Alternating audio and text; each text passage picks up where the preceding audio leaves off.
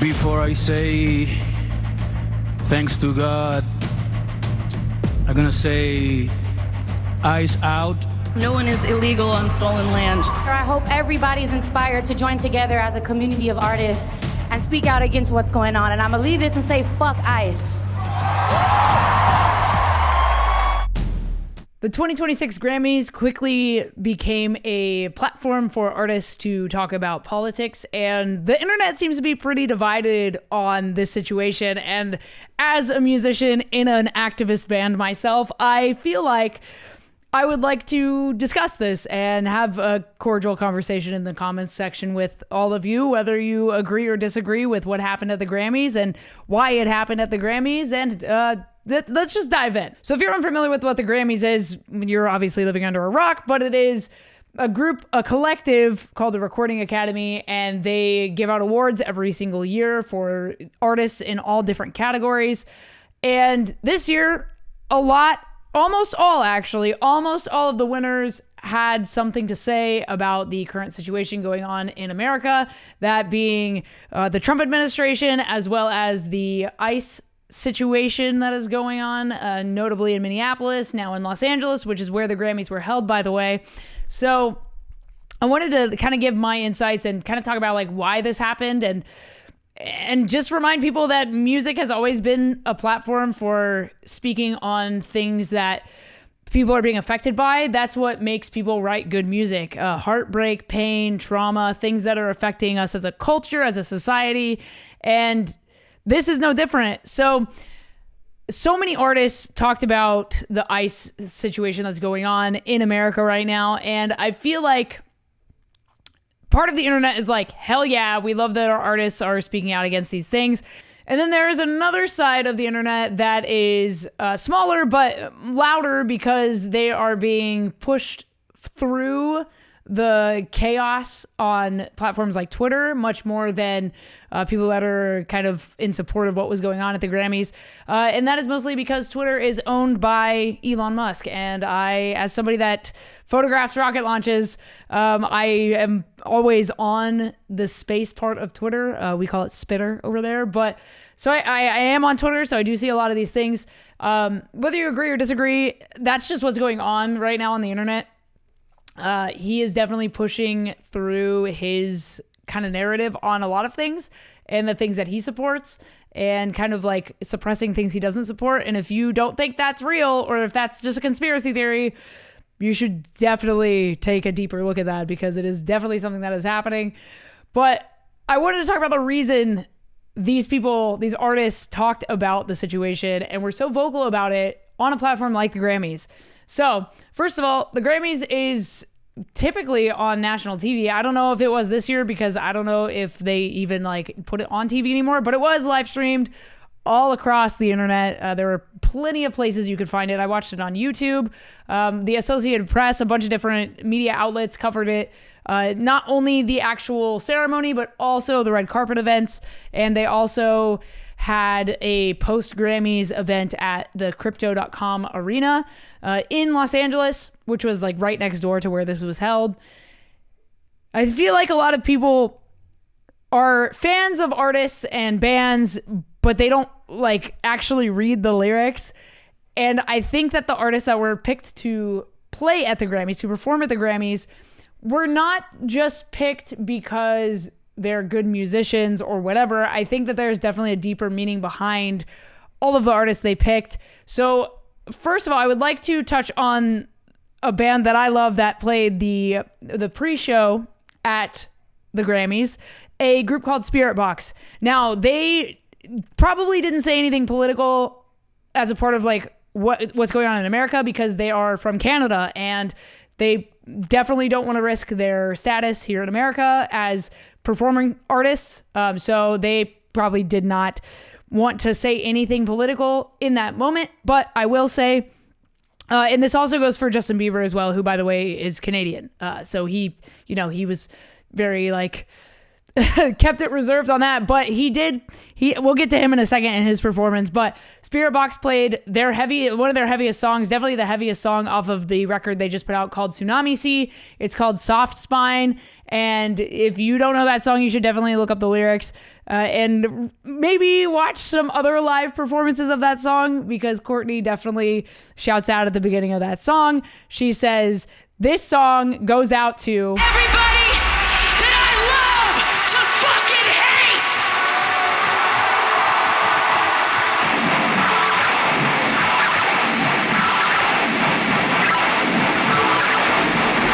You won't deserve each other.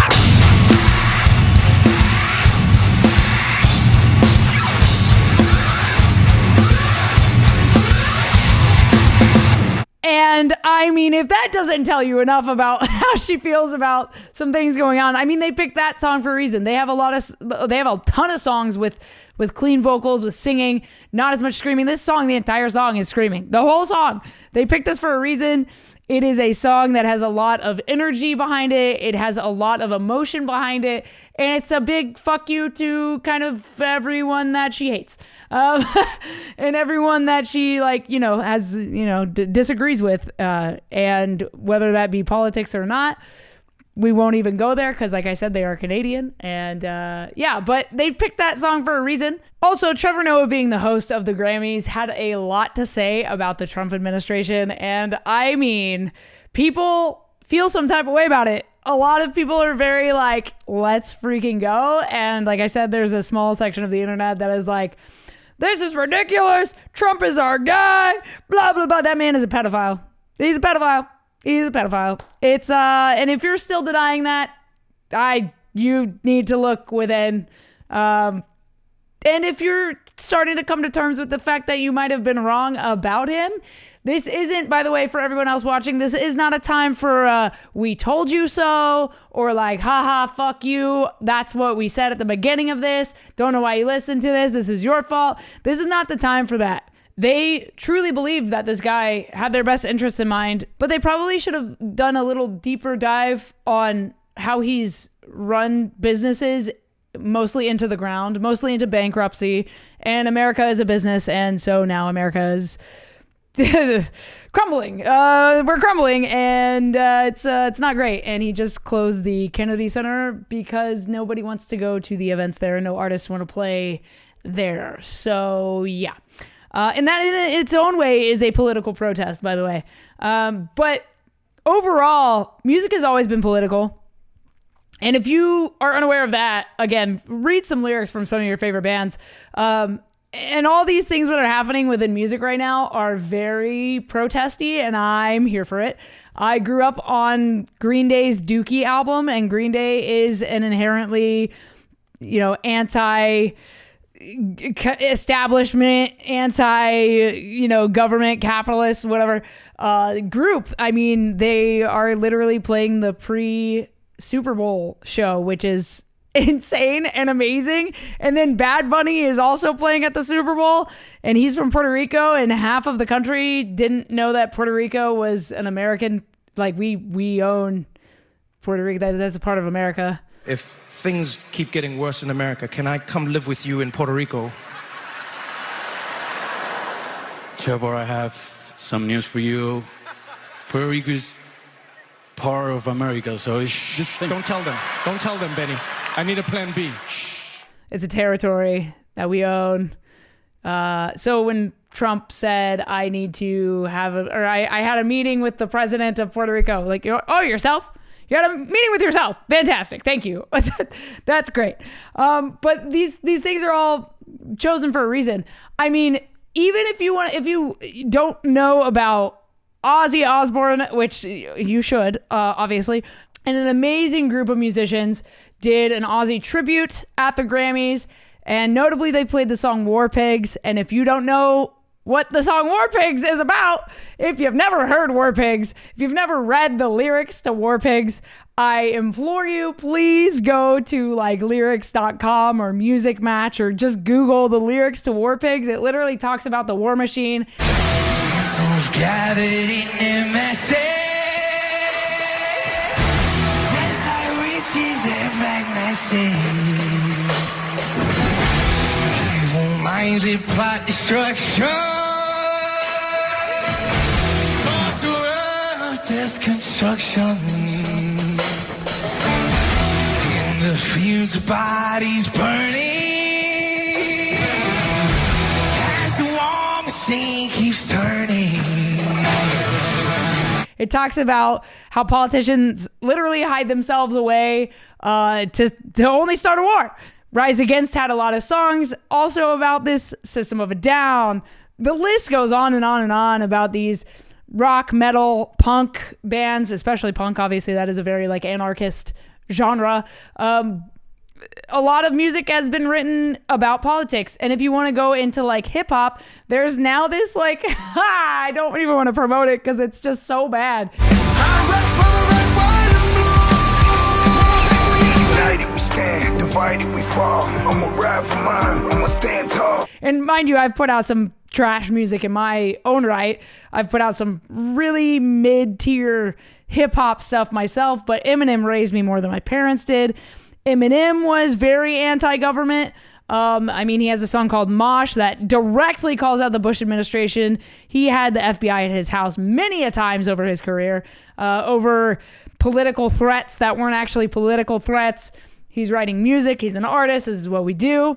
There are so many groups that write about politics, and I feel like a lot of their songs, and this has happened with the band I'm in, the Red Jumpsuit Apparatus, a lot of our like number one hits get put on like the Gym Bros playlist for like lifting. And so not saying that all those guys or those people are inherently like MAGA or right wing or whatever, but I feel like a good portion of them probably are, and they like those songs because they lift to those songs, but they don't like hear the music. Like they hear the music, but they don't hear the music. Like they don't hear the music and the meaning behind the music.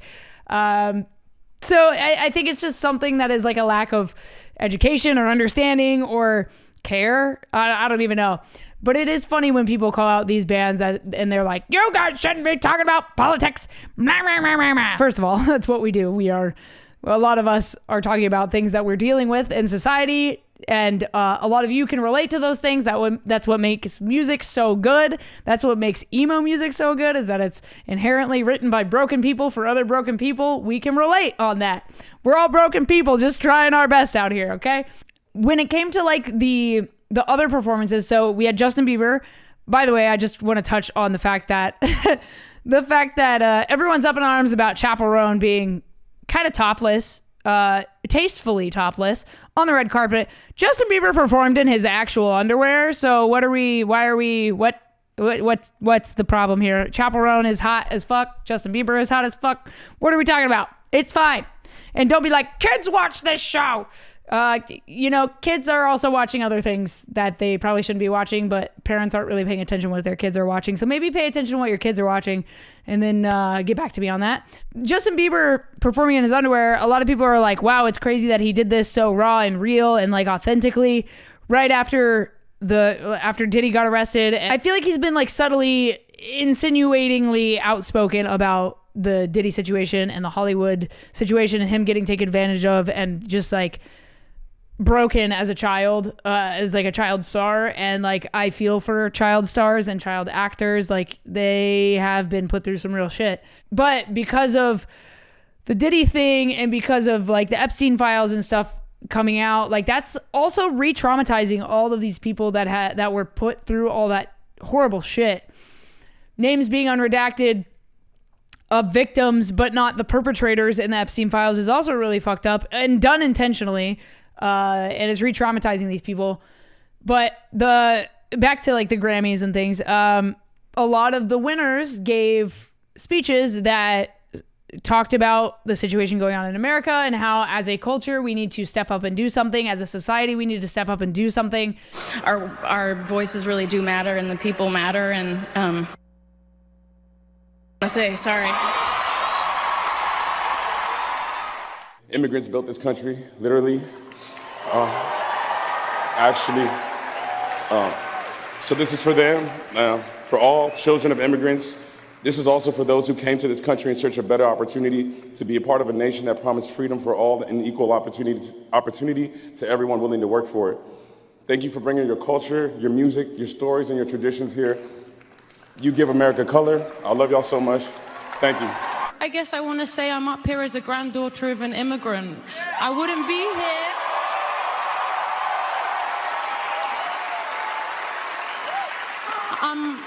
I'm a product of bravery, and I think those people deserve to be celebrated. Everybody is so powerful in this room and in this room later. And together we're stronger in numbers to speak against all the injustice going on in the world right now. So instead of letting it be just a couple few here and there, I hope everybody's inspired to join together as a community of artists and speak out against what's going on. And I'm gonna leave this and say, fuck ICE. The reason they took their time and their, 89 seconds that they have to thank whoever they want to thank or say whatever they want to say in their speech before they are cut off or told to wrap it up.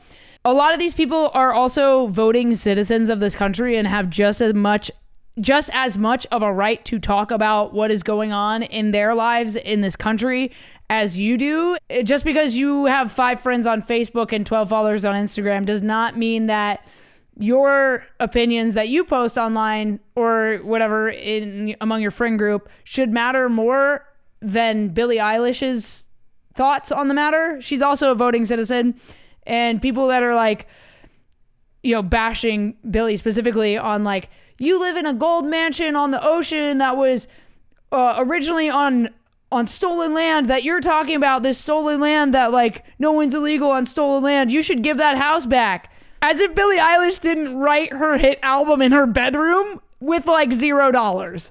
I know people have opinions about her parents being like in the industry and stuff, but she still wrote an album in her bedroom with $0 and, is self-made in her own right. So let's just hold on to our britches, everyone that is so holier than thou. But it is incredible to see those who did take a second to speak on what's going on in this country. Obviously, Bad Bunny, the first thing he said was, before I thank God, I have to say ICE out, which is just like, incredible. And notice how, mainly one of the notable figures that didn't say anything about the situation was Jelly Roll. And he mostly talked about his, faith, Jesus. Jesus is for everybody. Jesus is not owned by one political party. Jesus is not owned by no music label. Jesus is Jesus, and anybody can have a relationship with him. I love you, Lord. Jesus is being used politically, but I mean, I'm not going to argue with Jelly Roll on his faith. But, faith is being used as a political tool currently. And kind of has always been. And I don't even think Trump is like inherently religious. So he's also using religion to kind of like gain followers and support, even though I don't think he's actually religious. But again, don't quote me on that, or do, whatever. I don't care. People are like, why would Jelly Roll not say anything? I had a friend on Facebook literally post like, wait, Jelly Roll is friends with Trump? Like, brother, country music. Not all country music artists are Trumpy, but a lot of them are, including Jelly Roll. And I know people that play in his live, like his touring band. I literally know people in his touring band. They came from my scene. They came from metal and rock, and now they play for Jelly Roll because there is more money in country. Let's be really honest here. Just, it was interesting, the people who chose to speak about it, those who didn't. A lot of people that are not from America chose not to speak on it because of their status, which makes perfect sense. I have a lot of friends that are not from this country that live here that literally cannot say anything online because they are so afraid of getting their status as a citizen or as an immigrant literally revoked or getting detained and kicked out of this country. So I understand why some people chose not to say anything at all. It's a, fear is a powerful thing, and if there's one thing this administration and ICE knows how to do, it is stoke the fire of fear in people. But to wrap all of this up, music has always been used as a way of speaking about things that are going on within a culture, within a society, within a community. You could go back thousands of years and talk about this, but we don't even need to go that far back. We could just talk about the spirituals that were sung during the time of slavery, those songs were not only to talk about what was going on within the Black community, but it was also a way for them to actually get messages to the other communities that were around them. These songs literally traveled across the country and told people how to get out of their situation, where to go, how to get there. Like, these songs literally were a huge part of helping people survive that time in history. And they were, of course, political. It was something that was going on within this country that had to do with politics. And, you know, it hasn't stopped. It has created genre after genre and inspired musician after musician to continue writing and to continue talking about the things that affect their communities and their cultures. And there were a lot of people at the Grammys that talked about their parents being immigrants to this country and how this country was built on immigrants, on the backs of immigrants, on the backs of slavery, on the backs of Native American blood. Like, it's a fact. And if you don't believe that or don't know it, open a book. Ask your friend ChatGPT. I don't care. Figure it out. But that being said, I do want to say one thing I really appreciated about the artists at the Grammys, something outside of politics that they talked about that was really notable and that really stuck with me, because I have been so pushing this because I think it is so important that we talk about it. How the Grammys were created to appreciate, support, and recognize human artists in a world where AI is taking over not only the music industry, but maybe your industry. I don't know what you do for a living, but there's probably AI within your industry right now that may take your job one day. We as artists have an opportunity to push back against that, to let the Academy know that we do not want AI to infiltrate music like that, like the way it's starting to. And I think the cool thing is, and I'm starting to see this more and more, which is giving me a lot of hope, people are starting to crave the authenticity of real artists' music because there's so much AI, just like it's got us in a freaking chokehold. And I think people are really starting to like see that and recognize that and wake up from that. And by the way, woke doesn't mean like dumb or stupid or left or right. It just means we're awake to what's going on. And if you want to wake up to, please join us. But it's cool to see that people are craving the authenticity again and that artists are really pushing for that. I recently went to NAMM in California and there was a music sync licensing session and they opened the floor for questions. So I asked the panel, and notably one of the people on the panel is the music supervisor at Riot Games, and they do a lot of live events. So I did get a chance to talk to her afterwards. But I asked if the brief is super hyper specific, like you were talking about the Russian gangs, like mob stuff. Is there a chance that you could just prompt a song that you need for sync instead of going to an actual human artist or composer? Warner Music just signed like a agreement or a contract or a partnership with Suno, which like that's icky. But everyone on this panel said that they're completely against that. They will always hire human artists. They will always make sure human artists are at the forefront of sync licensing. And I, as an artist, appreciate that. And as someone in a band like the Red Jumpsuit Apparatus, who has had music in films like Saw, Never Back Down, they have written songs that have been in video games. And I think that it's really important that human artists come first. And I think that we should continue speaking about things that matter in our communities, in our country, in our culture, in society as a whole, because it is important and it is relatable.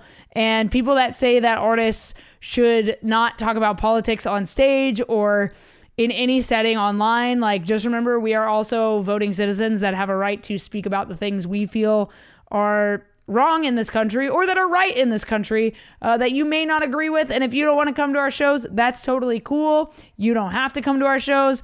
But I will say, getting bomb threats and having shows be canceled because of safety concerns, and yeah, it's a real thing. But what you guys don't know is that a lot of us artists have friends that are in the FBI and cyber intelligence. So if you really want to talk your shit online, go ahead. Just know that it comes with repercussions, and your account will probably be wiped the fuck out within 30 minutes, because a lot of these artists, if they choose to do something about it, can, because a lot of them have friends that are also in the government. So just keep that in mind before you threaten somebody with death on the internet. So yeah. The last thing that I think is really interesting is that there is now a counter Super Bowl halftime show hosted by TPUSA, which is unfortunately also becoming a cult, and also very sus. Very sus.